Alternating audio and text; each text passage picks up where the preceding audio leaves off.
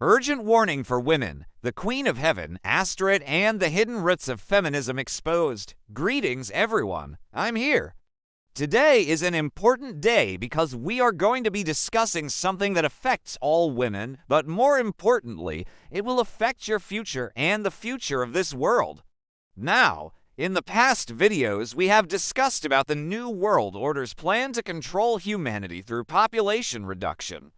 In today's video, we will focus on how they intend to do so, especially with women. Now, before we begin, make sure you subscribe and click the bell so you won't miss any new updates.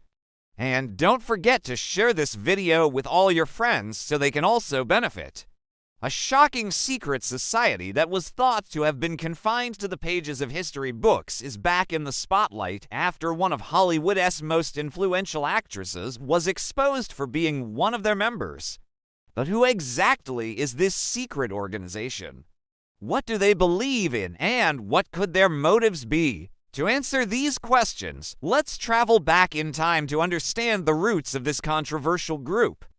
The organization in question is called the Order of the Eastern Star, or the Daughters of the Nile. Its origins can be traced back to ancient Babylon, where it played a significant role in the worship of a deity known as Astarot, often referred to as the Queen of Heaven.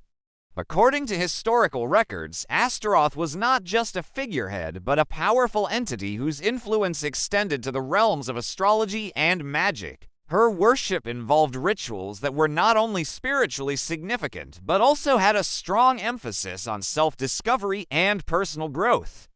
However, as time progressed and different cultures interacted, Astarot's image began to shift. In some circles, she was seen as a symbol of feminine power and sexuality. Yet in others, she became associated with darker themes such as witchcraft and the occult. This evolving perception of Astarot played a pivotal role in shaping the Daughters of the Nile. They came to be known as powerful women who were not afraid to embrace their sexual nature and who were willing to challenge societal norms and expectations. Over the centuries, the order remained shrouded in mystery, its teachings and practices passed down through generations of women who kept its secrets close to their chests. It wasn't until recently that the veil of secrecy began to lift, revealing the true extent of their beliefs and their impact on modern society. One of the key figures in bringing Astarot to the modern world is Helena Blavatsky, a 19th century mystic and the co-founder of the Theosophical Society. Through her writings and teachings, Blavatsky introduced Astarot to a wider audience, emphasizing her role as a symbol of female empowerment and spiritual enlightenment. She argued that Astarot represented the divine feminine, a force that had been suppressed for centuries, but was now ready to re-emerge and bring balance to the world. Blavatsky's teachings resonated with many women who were seeking a deeper connection to their own spirituality and who wanted to explore the mysteries of the universe. Under her guidance, the Daughters of the Nile began to flourish once again, attracting members from all walks of life who were drawn to Astarot's message of liberation and self-discovery. In recent years, the Daughters of the Nile have gained notoriety for their involvement in various social and political causes, particularly those related to women's rights and gender equality. They have been at the forefront of the fight for reproductive rights, LGBTQ rights, and equal pay, using their collective power to advocate for change and challenge the status quo. However, not everyone has been accepting of the Daughters of the Nile's activism.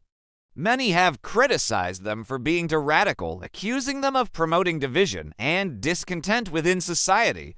Some have even linked them to more sinister activities, alleging that they are part of a larger conspiracy to control the world's population through depopulation policies. These allegations have only intensified since the recent expose of Hollywood actress Julia Roberts as a member of the Daughters of the Nile.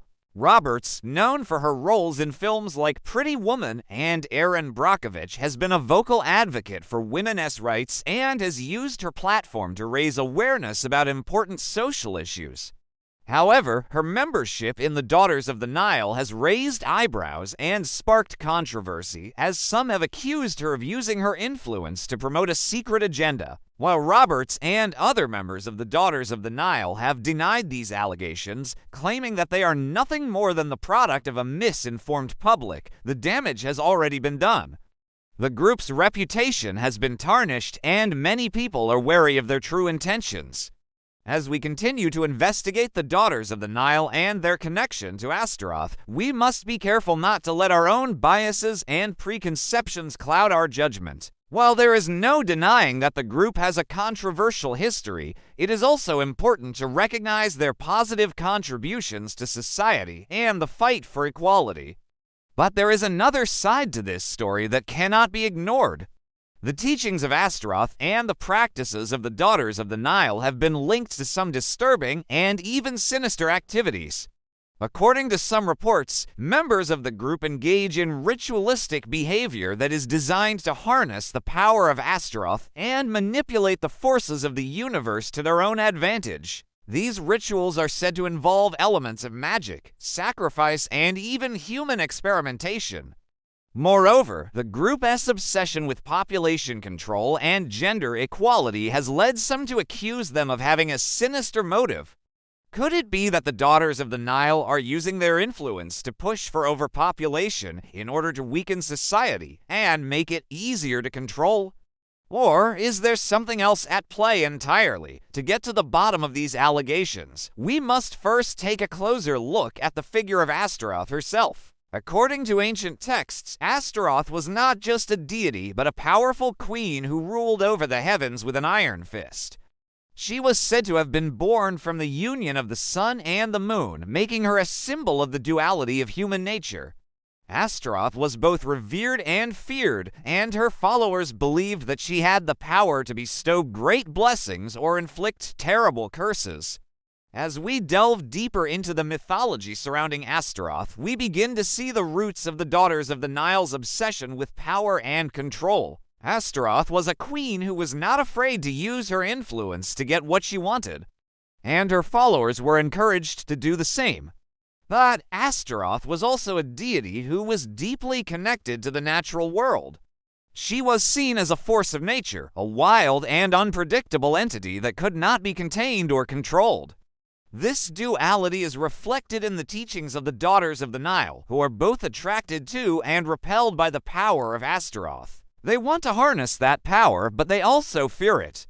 And it is this tension between desire and fear that drives their behavior. The Daughters of the Nile are a secretive and elusive group, and much of what we know about them comes from rumors and speculation. According to some reports, the group has been involved in a number of suspicious activities, including the disappearance of several high-profile individuals. Some believe that the Daughters of the Nile have orchestrated these disappearances as a way to silence anyone who might threaten their organization. Others argue that these allegations are nothing more than the product of a paranoid imagination. The truth is, we may never know what really goes on behind closed doors in the world of the Daughters of the Nile, but one thing is certain: their connection to Astaroth and their obsession with population control raise serious concerns about their true intentions. Are the Daughters of the Nile a harmless group of spiritual seekers or a dangerous cult with a sinister agenda? It's up to each individual to decide. But one thing is clear: the line between spirituality and insanity is often a thin one. And when powerful forces are at play, the consequences can be devastating. If you want to know more about the secret societies that control this world, make sure you check out my other videos on this topic. You can find the links below. And don't forget to subscribe so you won't miss any new updates. Thank you for watching.